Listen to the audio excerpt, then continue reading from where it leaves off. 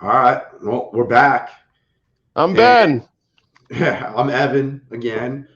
And we're just picking up basically the origin story from our previous episode. A lot has happened between then and now that we'll go on and just, we'll talk about Ben's trip and everything else.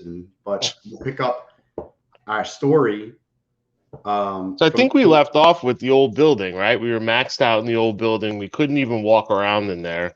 yes. And we couldn't walk around. So then we went to look for buildings. And in our area, there's not a ton of buildings. There's like two. Yeah. So we were looking at one that was completely a disaster. That's a good story, though. We should tell them that. Yeah. So we looked at one that was approximately the same size as the other one. So the old But building was 6,500 square feet, and we needed something much bigger. So we came across this building that was 40 plus thousand square feet, but it was yes, a disaster. super disaster.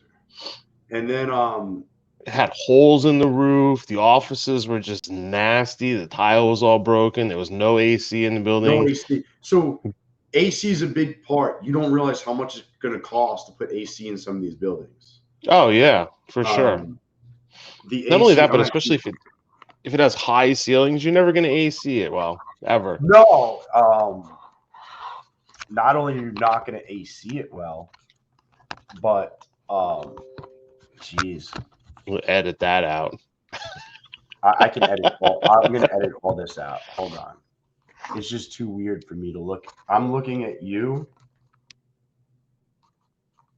Hold on. I'm looking at you, but like I'm not looking at you, so it's kind of like fucking weird. Hold on. I'm gonna turn my monitor. Can you put it on the other monitor? Hold on one second. Oh, What? No. Hold on. Now, when you look at me, do you see that fucking broken window or no? I don't see any window. All right. So you see what's in here. So hold There's on no one second. window. It's just a corner of the room. There you go. There's a little. I see the molding on the window. Yeah,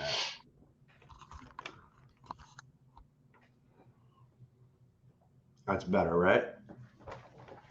Yeah, it could be a little closer. Yeah, I know. Hold on.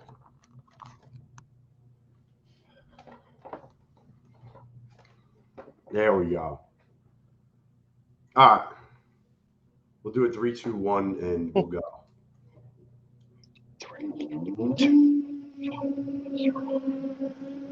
So yeah, we went building shopping, and the AC was, we looked into it. Remember, we only thought it was going to be like um Like 20, 30 50,000. grand. Yeah, something like that. Yeah, and then we asked somebody else, and they were like it was 150K, and that's saying Easily. everything goes right, not Yeah. including like anything that could happen. And then Yeah, electrical and all that. yeah, the electrical, whatever else, drainage and But this whatever. building we were looking at, the parking lot wasn't paved. There's holes in the roof. All the skylights leaked. The siding had holes in it. There was like chemical tanks around. Like it was bad. And then what did the guy want? Like 1.5 million for it? I forget, but we negotiated a price of like 1.3. Yeah. He agreed on it. He's like, I'll take. He's like, I'll bring it back to the owner. He should take it, no problem, because he just bought it like 3 months earlier for like 600 grand. So it's like easily doubling his money. Well, then they agreed on it. We agreed on it, and then we waited for the contract. Mm-hmm. And then the guy, after telling us that he's going to sign it for days, told us, "Well, if you pay me 50,000 more dollars, I think I can get him to sign it now." Yeah, It was, exactly. it was like the shadiest deal ever.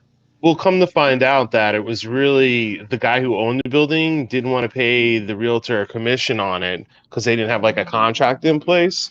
So he was trying to get 50 grand out of us to pay his commission. I mean, the guy who owned the building was just being a cheap ass. I mean, was doubling his money. He could have flipped it in like 3 months And that was without even doing anything to the building. with We nothing. would have And it flipped would it for a double. and it would have been a disaster too because we were looking at the building in like early summer, I think, and we needed to be up and running by Christmas, or else we would have been screwed for Christmas.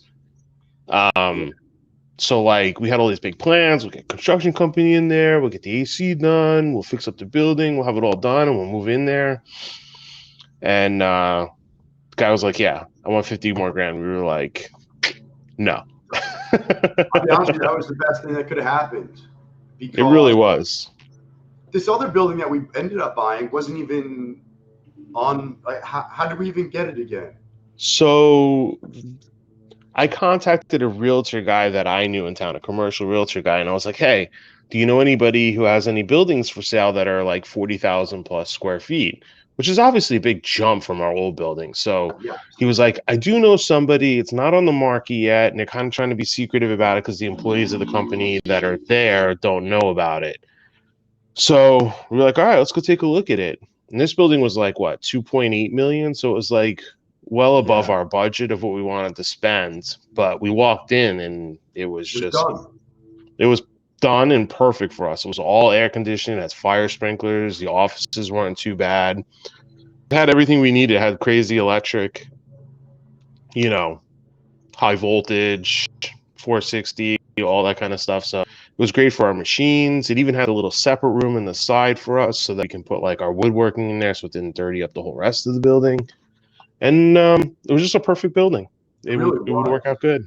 The shape, um, obviously, no matter what building you buy, there's always going to be things that you need to do after, like Yeah. just, adding in the exhausts or, whatever. Our machine actually didn't fit into the other wood room. So Yeah. we broke part of the wall with a sledgehammer to fit machines in.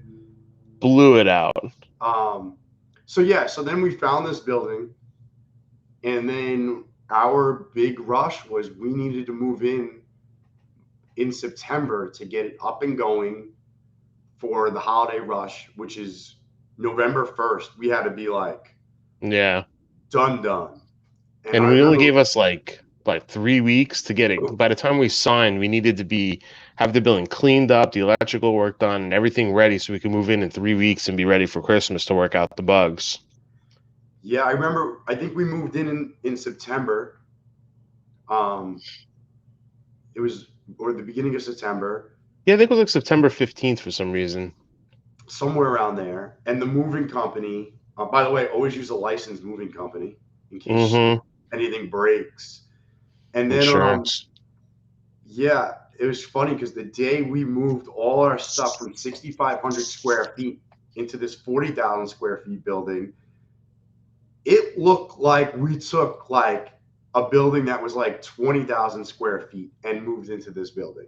Yeah. And we did it over a weekend. So we started on Yeah, a Friday and we were up and running by Monday, which was absolutely crazy. It was a nightmare weekend because the it was moving company crazy. showed up and they were expecting us to pack everything up and like be ready for them just to pick everything up. But like we're running a business. Like I can't just like shut down for the week, pack everything up and be like, okay, moving company, come on over. I think they started Friday after work, and we were processing orders Friday, but through the day started packing up extras, and Mm-hmm. then like completely shut down at like 3 or something, Yeah. packed, and then they started moving the stuff. Yep. And it took them, I think they had two tractor trailers and a flatbed because they needed to flatbed our big machines, like our UV machines and our big cutting machines. So they had two tractor trailers and a flatbed, and they were going back and forth all day. And they must have had like 10, 12 guys just loading these things up all day. It was so crazy, and then to realize how much stuff we had when we unpacked on the other side. Yeah. Like, you thought you're gonna have a ton. Like, obviously we had a ton of room, but you didn't realize when you set this stuff up at the spacing that it should be at. It was Yeah. like, wow, like we got a lot of stuff. Like our old building, I'm sure you'll queue up some pictures in here, Oh but yeah. like, like you couldn't even walk in there. Like, I had two or three shippers at one table shipping and they had no room to do it. The engraving people, I had them literally on top of each other because we had no room. The woodworking area in the old building, like I had to take everything out of the back as far as inventory goes so that the woodworkers can work during the day. And then at the end of the day, we bring it all back in because we just were out of room. So you take that crammed amount of stuff and you put it in a big building, it just explodes. It was yeah, and then it was like a breath of fresh air though. Like once we moved, being in the building now that we're currently in, it was nice because you could see like actually the employees. I feel were happy to be in there because they got room now and Yeah. everything was cooler with the air conditioning and so yeah. So we moved in September. We've been working on the building since, but we got it up and ready for Christmas. Funny I took story. what? I got a funny story. Oh, what is it? So 3 weeks in, it was about a month or so after we moved into the building. We're finally up and running. Everything is going good. I had to run to a doctor's appointment in a town over about an hour away. So I'm at the doctor's appointment. I'm coming back, and all of a sudden I get a call from the fire department, and then my phone's blowing up from employees from the work that the fire alarm's going off, and the building is flooding. So like I'm freaking out, calling the fire department, finding out what's going on, I'm doing like 120 miles an hour down 95 trying to get back. Everybody's calling me. And I get there and I come to find out our forklift guy. So there's like a mezzanine, right? So it's a little shorter of a mezzanine, so they have to put the sprinkler line pipes a little bit lower than they normally need to be. So the forklift guy went under there when he shouldn't have. Those big signs that say "Don't go under here." He goes under there. He Those hits the signs are like fires. right there though. Like Yes, he had to drive under the sign to get in there. So he goes in and he hits the sprinkler pipe, breaks it off, and water is just shooting out of like this 3-inch tube, like pump, pump, pump, boom, flooded the whole building, like the whole warehouse. Like 2 to 3 inches of water was just gushing. So I get there, the fire department shows up. All the employees are back there like scooping the water, trying to like get it out of the building so it didn't ruin the machines. It was just a nightmare. It was crazy. So I was like, it happens. I mean, it's crazy because I've seen those pipes there and they are low, but and they have all the signs saying don't drive a forklift there. yeah, But the reason you have these sprinklers is actually in our old building, one of our mm, machines caught on fire, yeah. and So so I get a call at like 10 o'clock at night. The night crew was running. They're like, the machine's on fire. I'm like, we'll put it out. I guess so. I go flying over to the building, and literally inside of like one of our laser machines, the laser was cutting, and one of the hot pieces of wood went into this tube down at the bottom and caught the tube on fire. Everybody ran out of the building when there was a fire extinguisher standing right next to the machine. So luckily, one of the kids grabbed the fire extinguisher and put it out. But like, it could have been really bad if he didn't do that. It could have easily burnt down the building. I actually saw pictures of lasers melted after that. Mm. What could happen? Luckily, it didn't. But yeah, you got to be careful, obviously, and that's why you make sure you have insurance because if you don't have insurance, you can be really, you know, Definitely. And we did fire training after that, how to use a fire extinguisher and all that, which we should probably do again. yeah, yeah, stay up on it. Um, but yeah, as so we got in the building, and now it's just been like a growth thing. Like, I just feel like every year. Um, so we've never had a down year, by the way, since what 2014, Yeah, even which through COVID. which is great. Yeah, even during COVID, we had the I guess you call it a dip and rip where we had the dip with COVID and then ripped because we started doing the plastic signs. So Uh, everybody's like, "Oh, this is great. You have massive growth. This is awesome." But oh yeah, there's a massive flaw to exponential growth and never-ending growth is that all your profits end up going right back into inventory because if you're selling, say you're selling 20,000 of a glass a year, and now you start selling 20,000 of a glass in 2 months, now you got to buy 200,000 glasses to support the year. So all that money you made from those glasses goes right back into buying more inventory to support the rest of the year. So then if you keep having growth years, every single year this continues to happen. So all of your profit ends up going right back into the business for inventory so that you can support this growth in sales. Yeah, because say 3 months worth of glass, say you hold 3 months worth of inventory, it's 10,000 glasses. But the next, in a year, it's 20,000 glasses for 3 months. Now you got to hold 20,000 glasses, and then Yeah. 50,000 glasses, and it's just, And then you compound COVID on top of that when you can't get things. So now all of a sudden you're buying, a year and a half worth of stuff when you were buying 6 months worth of stuff. So it's like yeah, it's a supply chain stuff. it's been a difficult but fun couple of years through this whole thing. I mean, Wild. luckily we've been doing pretty good with it, but you know, a lot of people like look at the building and they're like, "Oh, you guys are millionaires." It's like, no, we Oh, only kind of made it. yeah, we kind of made it. Like everyone's like, "Oh, you guys are rich." I'm like, not really, because it's out there. Like we started doing more metals at work. Well, Yeah. time you want to get into, like, say we got into doing aluminum, you need to get like 1/8 inch, quarter, 3/8, half, 3/4 Hmm. inch. So that's 6 sizes. And most of the time you're buying multiple sheets to get the discount. Yeah. And these sheets aren't cheap, you know. They're You got expensive brass sheets. and stainless. Yeah, you got stainless and brass, and then you want to do coppers, and then these are profits that get sucked into other areas. As you grow, you got to buy the inventory. But All yeah, your money ends up going to sit back on the shelves back there. That's really where it sits. yeah. I mean, like we have stockings from last year, so those that profits are just sitting there until this year. Um, But what do you do? It's like, well, I'm not going to like level out my growth just because, I want to no, take profits. Like you have to continue to grow so your money continues to go back into the business. I mean, at some point it has to level out, but I mean, we've in started to reality, have done that. Now we take a check every 2 weeks, which we never hmm did. We're on payroll now, which is good. Um, but helps yeah, level things out. the growth is great. I find people that grow like maybe an e-commerce business that's not where they're doing it.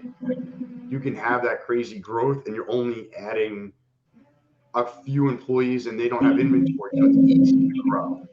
Yeah. But like us, um, when you're producing the stuff, it's rough because you need more machines, more inventory, more people. I mean, Um, just looking at our numbers, I mean, every year we were growing 128, 146%, 113%. And obviously, as you get bigger, it's harder to doubling grow. big numbers is much more difficult. But I mean, you're still growing at, good percentages every year. I mean, even if Um, you grew at 20%, you need 20% more employees, 20% more stuff. well, the one thing I like to look at is say, rough number, not real numbers. Say you're doing, 10 million. And your cost of goods is, say, I'm just making round numbers, say your cost of goods is 50%. So you're buying $5 million worth of inventory that year, and say you double next year, so you're doing 20 million. Now you need to buy $10 million worth of inventory, so you got to come up with that extra 5 million to support the business growth, which is difficult. It's just, yeah. And some of these guys do give you terms, but most of them don't want to do anything longer than like 30 days, which doesn't really I don't help it out. Everybody talks about terms and loving this stuff, but in reality, I just look at it as like you're kind of robbing Peter to pay Paul because that bill Two-way is still payment. coming. That bill is still coming. And if you move everything to terms, instead of paying it this month, you're literally just paying it next month, and Yeah. then you've depleted all of your credit with these guys. So If they I would think, spread it over like 6 months, it'd be different. yeah, that would help out a lot for sure. But Allow to move the inventory rather I've never than, just never been a big fan of that stuff. I mean, it's great as a buffer for you, like if you get into pickle with say like COVID. where you need to start buying mass inventory because it's just not around. Like instead of laying out all that cash, it's great. But as far as daily purchases, like my vote is to like stay away from that stuff. I'm with you. I would only use it if you could buy inventory and it was longer, like 6 months, and what you're buying were 6 months worth of inventory. Yeah. So like they're basically giving it to you and then allowing you to sell it all empty. Hmm. Um, but no, I'm with you. If it's like 30 days, I mean, you're just gonna pay that next month and it's fine. Exactly. So instead of paying it this month, you're paying it next month. So it's really not like any kind of benefit. Now, in some businesses, I could definitely see where it would help you. Like if you're a printer and you're buying paper, like you might not make the sale until like 10, 20 days after, and like you kind of need that float. But Yeah. No, everybody's I'm with business is unique. I mean, you know, once we moved into this building, though, it enabled us to do a lot of things that you can't do in small buildings, like automated shipping machines. That was a big savings for us. Yeah, because it not only it saved on employee cost. I mean, it got rid of 3 or 4 employees that were just doing labels. So in the past, give the viewers, the Yeah. fans, a little bit of background. So we used As to pack the stuff, and one person would zap it, a label would come out, slap it on, well, actually took and even longer because yeah, back because you had to then we input would scan it and then we had to put in the weight and dimensions of the package. And then we had to leave it up to them to decide whether you want to ship it, FedEx, UPS, post office. And like putting it in people's hands is always going to cost you money. yeah, and one So it person would only do like what, 200 labels? 200 to 300, depending on how motivated they are. Yeah, so on you can have 2 or 3 people doing labels a day, and then come Christmas time, you could have 6 or 7 people doing labels a day. But with the Definitely. automated shipping machine, you only have one person not even doing labels, just running the shipping area. So how it works is we have this. It's basically like a long machine, and it's got like a conveyor belt that goes down the middle, and the shippers put their packages onto this machine. It runs down the belt, separates them or spaces them. I'm sorry, um, to what the machine needs. It goes through this bar, it dimensions it, and then it goes over scales. It weighs it, and then it goes onto this like laser eye. It scans the package just to like verify that the right package is on the belt with the right dimensions. And then we have an algorithm that picks the best shipping method that we created. So, if it has second day in the order, it'll ship it second day. If it needs to go ground, it'll go ground. And then it'll pick the cheapest between the post office and FedEx. So basically, it goes through, scans it, picks the best label, puts it on, and then it actually puts on the label, which is really cool. And then it sorts it at the end. One goes to FedEx, one goes to post office, and another one is express. Yeah, it And drops in the bins. yeah, so basically, I have one person that kind of is the supervisor of the area, and they refill the machine with labels, they keep it running, make sure there's no problems with it. So before we had 6, 7 people minimum during Christmas doing labels. Now I have one person all year doing labels, and that's it. So that was a huge savings for us, but we couldn't have done it without the building. Yeah, I mean, that goes along with, everybody wants to add more profits. One of the ways, like, we were able to buy in bulk now because we have the room to store stuff. Because I remember at one point you bought enough bubble wrap to last, what, like a year? Yeah, we had to get a deal on it because it was just going up and up and up. Yeah, it was crazy. But, the building allows you to do stuff like that, the big bulk buys. Yeah. Um, there's just so many things about having the space that helped us out. On top of that, so buying these buildings are easier than one thinks because there's SBA loans that allow you to get these buildings. I think, don't quote me on this, but I think the minimum you could put down is like 10% on a building. It's like So, 10%. They charge you a hefty fee too. I think we paid like 100 grand fee for using the SBA as the loan for the building, but they provide you a pretty low interest rate. It is adjustable, which sucks. Sucks now because interest rates are skyrocketing, but but they uh, also paid for like 14 months of the loan because yeah, of some special SBA thing. yep. So you got that fee back plus more, because I'm just Hmm. calculating what 14 months is for us. Um, but yeah, I mean, I would recommend you reach out to a smaller bank because I feel like those are the way to go for an SBA loan. Find somebody that knows about these loans. Yeah, the And SBA isn't done by every bank. A lot of banks don't do it because they don't have somebody that really understands it. But if you find a good bank that understands SBA loans, they can help you immensely with your growth. if you need a good bank, just comment below and we'll send you the bank that we used, I which think financial. boom. But I can send you somebody's contact information there, and they're amazing. Um, yeah, I mean, They're they're great. they're a credit union down here in Florida, and they've been very easy to work with. They're very helpful, and I think the biggest thing with a smaller bank versus a bigger bank is you're not just a number. You know what I mean? Yes. Like you have personal relationships with these bankers, and they know you, they understand your business. I mean, we went to other banks and talked to them about different things. I mean, they didn't understand the business. They, asking us all sorts of like really basic questions that are kind of like, did you really ask me that? Yeah. That, somebody who actually lives and breathes business like local banks do help. The one thing that helped us going to the next level of business is we bought this building at the bottom crash of COVID. Like Yes. the bottom, when everybody was scared. Um, we bought this building. So real estate prices were going down, I guess, because we got a discount on this. And then the building is probably worth close to double that what we paid for it, Yeah. which is crazy.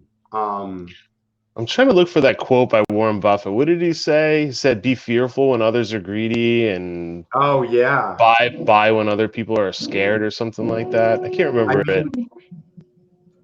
mean, what's crazy is we probably made more money on this building in 2 years than we did working. Yeah. On paper, I guess. I mean, obviously, I don't have the money in my pocket, but on paper. So then our next stage, which we're going to be talking about, is we're going to refinance this building, take money out, and we're going to start buying other businesses Yes. outside of what our current manufacturing is. More, less Passive employees. kind of. Yeah, more passive, more less employees per dollar, I guess. And we're gonna just document it on our channel of what we're looking for, what we look at, all types of stuff. Um, But that's kind of like part of business is, when you have a business, it's kind of easy. That's what my dad always told me. It's like when you have a business, it's easy to start another business. When you have no business, it's very hard to start a new business. I agree. So, even I know we didn't really get into a lot of this stuff, but I mean, we've started multiple other smaller business during this time of our growth in other businesses. So, like for example, we own a gun shop. We had a political business for a while.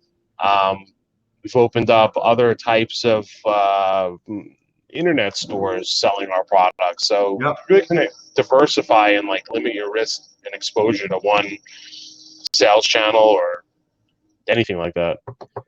I also feel like in being an entrepreneur, the first step is always starting your business, and I think not the final step, but the later stage is acquisition, where you start Hmm. acquiring other businesses and building your, cash flow of, what you're doing, whether it be real estate, rentals or businesses that add on to your existing business. But I think that's one of the later stages is acquisitions. And I think that's where we're at right now. Yeah, we're approaching that for sure. We're in You that know, mode. and you do a refi.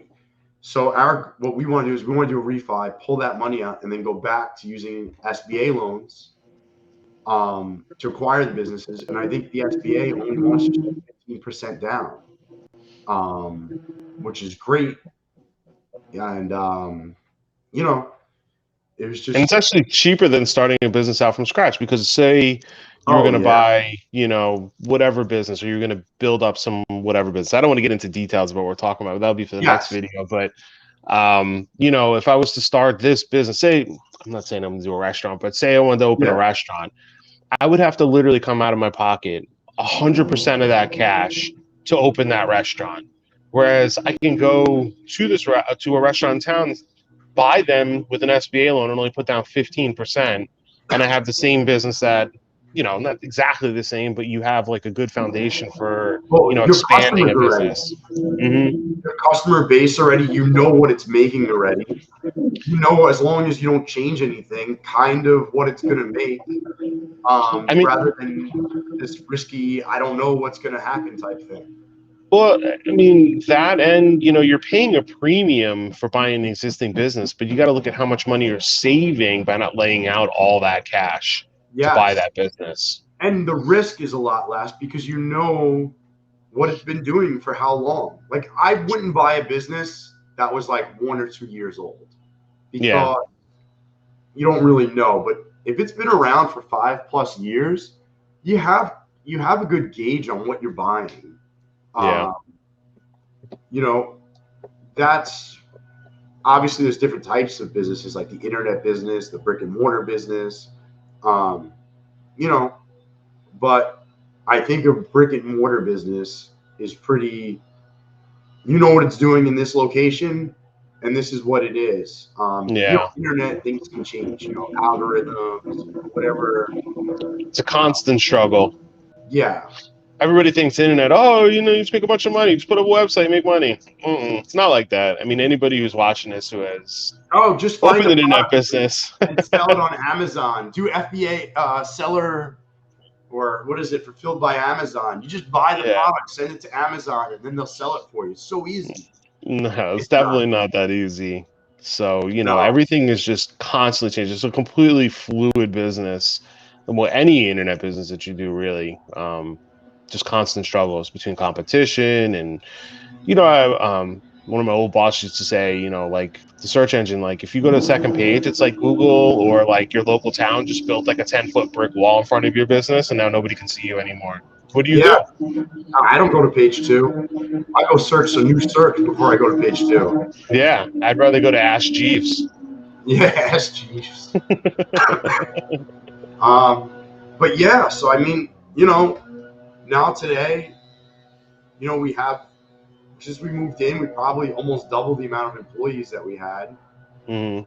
And, And it, during Christmas, we balloon up an extra 20 or 30 employees to help us cover Christmas. yeah, so, obviously we're in the gift business. And, you know, you hear the background noise? And I hear the blower. Do you hear the grinder in the back over here? Yeah, so if you hear the grinding, that is hurricane shutters going up in Florida.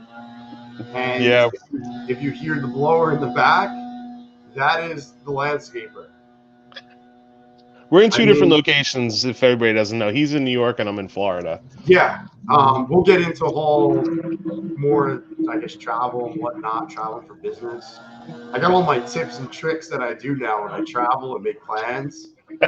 Doing it so much, I'm like, all right, like I know what I'm doing here. I know what I want to do. I can tell you to avoid Orlando Airport, Orlando's the worst. but yeah. So I mean, that's pretty much where we are now. Um, any questions? I mean, we're feel free to ask, and we're gonna continue doing this, and we'll focus on things like hiring.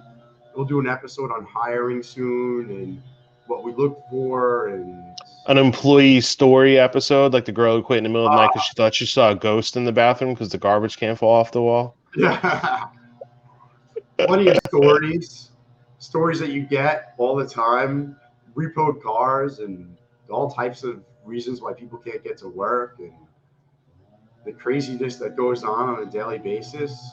The guy who Uh, backed into the garbage can and then went forward and hit the other garbage can with the front of his car. by garbage can, we mean dumpster that doesn't move. Dumpster. Yeah. Dented Yeah. both sides of his car. Um, So yeah, I mean, we'll talk about just the daily, what's going on in the world, and further episodes will be a little bit different. But we I'm just really want to talk curious to about. know like what people want to hear about. We kind of talk about a bunch of different things, but it would be awesome if like people gave us questions or like topics that they liked about the episodes or that they want to hear more about. We'll Definitely. definitely go into that. Yeah, feel free to comment. I get back to anybody who comments, and yeah, hopefully we'll have some fun going to talk about other things. That And just if you have pop up. And if you have questions about our dynamic relationship here, we're very different. We are very, very different people, the two of us, but we Yeah, work together because we have we are the different. same the same core values as far Yes. as business goes. But we are definitely very different types of workers, so we're very different people. But if you have any questions about that dynamic, totally open to that. And yeah, Yeah. Hopefully somebody watches this. We help them out, and they push their business forward or start a new business, and you know, it helps. But anything you I want love to add? I love helping people succeed in business. I help a lot of like local people and stuff about like, they have questions and, I give them my opinion. Listen, not everybody's right every single time, but, I'll give you my ideas and thoughts on different things for sure. Yeah. You know, it's definitely hard out there, especially recession and all this other stuff that you know. But we're So here. next episode, we'll deep dive into the next stage of our business and where we want to go with the whole refinancing and different businesses we're looking at and ideas that we have going forward that Yeah, we're planning on executing. And we'll definitely take you guys along for the ride. we'll even have like a little fun section, and we'll just talk about things that me and you've been up to personally. I know Ben's an avid what is it, off road Off road, yeah, I do roader. raptoring off road. A lot of people think like off road, like I'm sitting in some sort of mud pit, like getting my truck all muddy, but it's not. It's high speed off roading, jumping, that kind of thing. That's kind of like my hobby. We'll get into stuff like that where you've gone. We'll give the updates, and we'll go from there. So, Cool. all Well, it right. was nice talking to everybody. See everybody on the next one. See ya.